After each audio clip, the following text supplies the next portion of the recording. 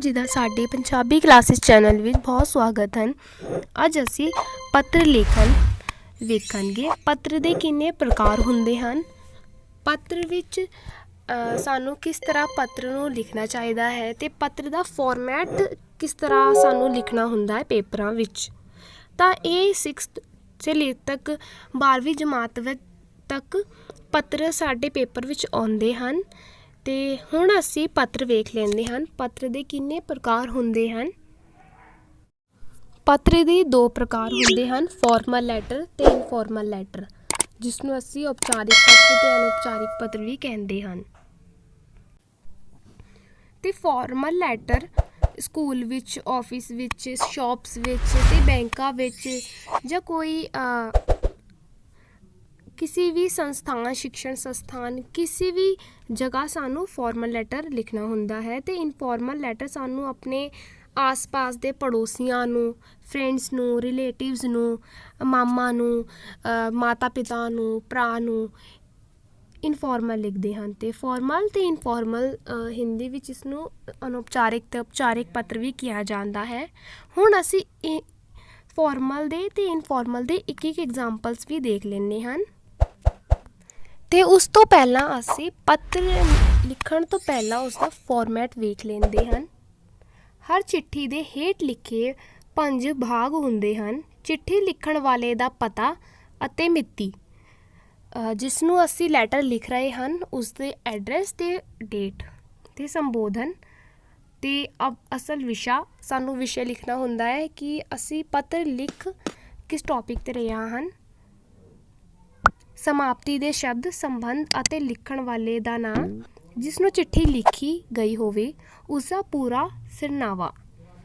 ते हुण असी फॉर्मल ते इनफॉर्मल दे एक एग्जाम्पल भी वेख लैंदे हन। ते पहला है अपने स्कूल दे प्रिंसीपल साहिबा नूं सैक्शन बदलण लई बेनती पत्र।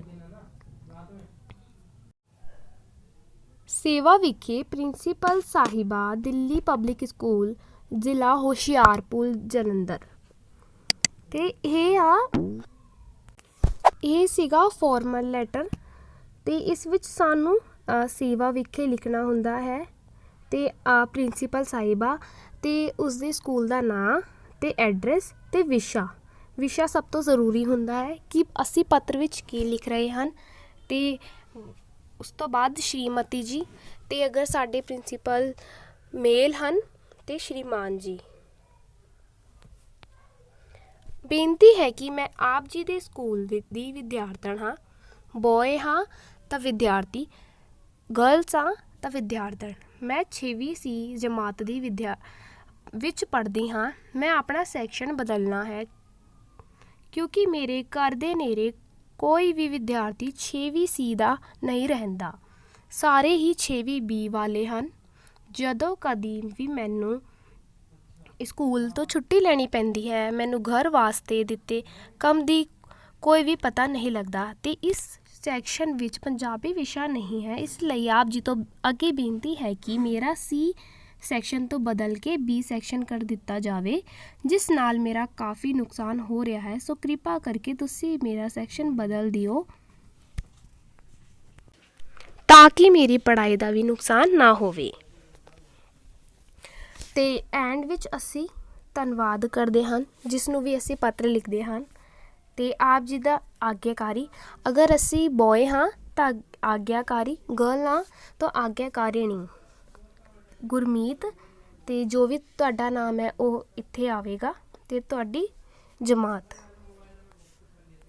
असी इनफॉर्मल लैटर वेख लैंदे हैं। मामा जी वल्लों घल्ले गए जन्मदिन ते तोहफे लई धन्नवाद करो। मकान नंबर 108, महल्ला टोटावाला, ब्राउन हस्पताल, लुधियाना, 4 नवंबर 2022। सत्कारयोग प्यारे मामा जी। ते पत्र लिखण तो पहला असी एड्रैस लिखते हैं ते मिति पाउंदे हैं। ते जिसनूं पत्र लिखते हैं उसनूं सत्कारयोग माता जी, मामा जी, जिसनूं भी असी पत्र लिख रहे हैं वो करते हैं। ते अगे कल जद मैं अपने जन्मदिन की पार्टी की तैयारी विच रुझा होया सी ਤੁਹਾਡੇ ਵੱਲੋਂ ਘੱਲਿਆ ਪਾਰਸਲ ਪੁੱਜਾ। ਮੈਂ ਬੜੀ ਉਤਸੁਕਤਾ ਨਾਲ ਪਾਰਸਲ ਖੋਲ੍ਹਿਆ, ਪਰੰਤੂ ਵਿਚਲੀ ਵਸਤੂ ਤਾਂ ਮੇਰੀ ਉਤਸੁਕਤਾ ਘਟਾਉਣ ਦੀ ਜਗ੍ਹਾ ਹੋਰ ਵੀ ਵਧਾ ਦਿੱਤੀ। ਮੈਂ ਬੜੇ ਸ਼ੌਕ ਨਾਲ ਕਿਤਾਬ ਦਾ ਨਾਂ ਪੜ੍ਹਿਆ, ਅਰਥਾਤ ਆਮ ਵਾਕਫੀਅਤ ਦਾ ਗ੍ਰੰਥ। ਮੇਰੀ ਖੁਸ਼ੀ ਦਾ ਟਿਕਾਣਾ ਨਾ ਰਿਹਾ, ਇਹ ਜਾਣ ਕਿ ਤੁਸੀਂ ਮੇਰੀ ਮਨਪਸੰਦ ਚੀਜ਼ ਹੀ ਭੇਜ ਰਹੇ ਹੋ। ਮੈਨੂੰ ਸ਼ੁਰੂ ਤੋਂ ਹੀ ਤਰ੍ਹਾਂ ਤਰ੍ਹਾਂ ਦੀਆਂ ਕਿਤਾਬਾਂ ਨਾਲ ਪਿਆਰ ਰਿਹਾ ਹੈ। ਦਿਲ ਕਰਦੇ ਇੱਕੋ ਵਾਰੀ ਬਹਿ ਕੇ ਸਾਰੀ ਕਿਤਾਬ ਯਾਦ ਕਰ ਲਵਾਂ, ਪਰੰਤੂ ਇਹ ਗੱਲ ਆਸਾਨ ਨਹੀਂ। ਇਸ ਕਿਤਾਬ ਵਿੱਚ ਸਾਰੀ ਦੁਨੀਆ ਬਾਰੇ ਵਾਕਫੀਅਤ ਦਿੱਤੀ ਹੋਈ ਹੈ। ਹਿਸਟਰੀ, ਜੀਓਗ੍ਰਾਫੀ, ਰਾਜਨੀਤੀ ਅਤੇ ਅਰਥ ਵਿਗਿਆਨ ਬਾਰੇ ਪੂਰੀ ਵਾਕਫੀਅਤ ਮਿਲਦੀ ਹੈ। ਇਤਨਾ ਹੀ ਨਹੀਂ, ਦੁਨੀਆ ਭਰ ਦੇ ਸਾਹਿਤ ਬਾਰੇ ਜਾਣਕਾਰੀ ਦਿੱਤੀ ਗਈ ਹੈ। ਇਸ ਵਿਚਲੀਆਂ ਸੱਚਾਈਆਂ ਜਾਣਨ ਯੋਗ ਮੈਨੂੰ ਖੁਸ਼ੀ ਹੈ ਕਿ ਮੇਰੇ ਮਾਤਾ ਜੀ ਦੀ ਚੋਣ ਬਿਲਕੁਲ ਨਿਰਾਲੀ ਹੈ। ਹੋਰ ਵੀ ਕਈ ਤੋਹਫੇ ਆਏ ਹਨ, ਪਰੰਤੂ ਮੈਨੂੰ ਇਸ ਕਿਤਾਬ ਦੇ ਮੁਕਾਬਲੇ ਦੀ ਕੋਈ ਚੀਜ਼ ਨਹੀਂ ਦਿਸੀ। ਇਹ ਕਿਤਾਬ ਇਹ ਦੱਸਦੀ ਹੈ ਕਿ ਨਿਰੀ ਤੁਹਾਨੂੰ ਮੇਰੇ ਜਨਮ ਦੀ ਖੁਸ਼ੀ ਨਹੀਂ, ਸਗੋਂ ਤੁਸੀਂ ਮੈਨੂੰ ਉਚਾਈ ਦੇ ਸਿਖਰਾਂ 'ਤੇ ਦੇਖਣ ਦੀ ਵੀ ਚਾਹਵਾਨ ਹੋ। ਅਤੇ ਇਹ ਅਸੀਂ ਵਿੱਚ ਦਾ ਫੋਰਮੈਟ ਲਿਖ ਲਿਆ, ਜੋ ਅਸੀਂ ਮਿਡਲ ਵਿੱਚ ਲਿਖਦੇ ਹਨ। ਮਿਡਲ ਫੋਰਮੈਟ ਇਸ ਨੂੰ ਅਸੀਂ ਕਹਿੰਦੇ ਹਨ। ਅਤੇ ਐਂਡ ਵਿੱਚ ਅਸੀਂ ਦਿਲ ਦੀ ਅੰਦਰਲੀ ਤਹਿ ਤੋਂ ਇੱਕ ਵਾਰੀ ਫਿਰ ਧੰਨਵਾਦ ਕਰਦਾ ਹੋਇਆ ਤੁਹਾਡਾ ਭਾਂਜਾ ਮਹਿੰਦਰ ਸਿੰਘ। ਅਤੇ ਅਸੀਂ ਫਾਰਮਲ ਲੈਟਰ ਵੀ ਵੇਖ ਲਿਆ ਹੈ ਅਤੇ ਇਨਫਾਰਮਲ ਲੈਟਰ ਵੀ ਵੇਖ ਲਿਆ ਹੈ। ਉਸ ਦਾ ਫੋਰਮੈਟ ਅੱਛੀ ਤਰੀਕੇ ਸੇ ਵੇਖ ਲਿਆ ਹੈ ਕਿ ਸਾਨੂੰ ਅਪਰ ਫੋਰਮੈਟ, ਮਿਡਲ ਫੋਰਮੈਟ ਅਤੇ ਲੋਅਰ ਫੋਰਮੈਟ ਕਿਸ ਤਰ੍ਹਾਂ ਲਿਖਣਾ ਚਾਹੀਦਾ ਹੈ। ਅਤੇ 6ਵੀਂ ਤੋਂ ਲੈ ਕੇ 12ਵੀਂ ਜਮਾਤ ਦਾ ਬਹੁਤ ਇੰਪੋਰਟੈਂਟ ਹਨ। ਇਹ ਸਾਡੇ ਐਗਜ਼ਾਮ ਵਿੱਚ 5 ਜਾਂ 7 ਮਾਰਕਸ ਦਾ ਜ਼ਰੂਰ ਆਉਂਦਾ ਹੈ ਅਤੇ ਇਸ ਨੂੰ ਲਿਖਣ ਲਈ ਸਾਨੂੰ ਫੋਰਮੈਟ ਪਤਾ ਹੋਣਾ ਜ਼ਰੂਰੀ ਹੁੰਦਾ ਹੈ। ਪੱਤਰ ਸਮਝ ਆਇਆ ਹੋਣਾ ਹੈ, ਪੱਤਰ ਦੇ ਪ੍ਰਕਾਰ ਅਤੇ ਫੋਰਮੈਟ ਸਮਝ ਆਏ ਹੋਣੇ ਹੈ ਤਾਂ ਵੀਡੀਓ ਨੂੰ ਲਾਈਕ ਜ਼ਰੂਰ ਕਰਨਾ ਅਤੇ ਆਪਣੇ ਫਰੈਂਡਸ ਦੇ ਨਾਲ ਸ਼ੇਅਰ ਕਰਨਾ, ਤਾਂ ਕਿ ਉਹਨਾਂ ਨੂੰ ਵੀ ਪੇਪਰਾਂ ਵਿੱਚ ਕੋਈ ਵੀ ਦਿੱਕਤ ਨਾ ਆ ਸਕਣ।